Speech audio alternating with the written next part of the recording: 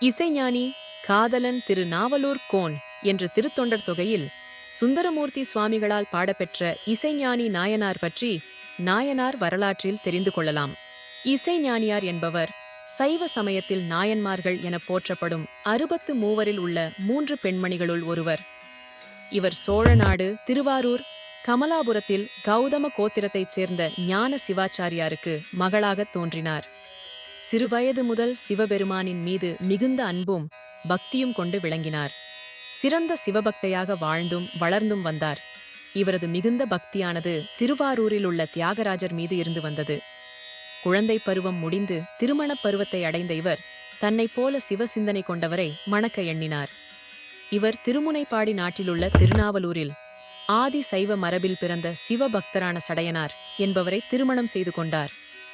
சடையனாரிடம் சிறந்த இல்லாளாக விளங்கினார். சிவபெருமானிடம் குன்றாத சிவபக்தியுடனும் எவ்விதமான குறைகள் இன்றியும் வாழ்ந்து வந்தார். இடையில் இசைஞானியார் கருவுற்றார். தனக்கு பிறக்கும் குழந்தை நல்வழியில் வாழ வேண்டும் என்பதற்காக குழந்தையை கருவில் சுமக்கும் போதே சிவநாமங்கள் மற்றும் சிவ மந்திரங்களை கற்பித்தார். இதனால் மகிழ்ந்த சிவபெருமான் சுந்தரமூர்த்தி நாயனாரை புத்திரனாகப் பெறும் பாக்கியத்தை இசைஞானியாருக்கு அருளினார். சிவபக்தியில் சிறந்து விளங்கிய இசைஞானி நாயனார் தனது வாழ்நாள் முழுதும் இறைத்தொண்டு செய்து இறைவனடி சேர்ந்தார்.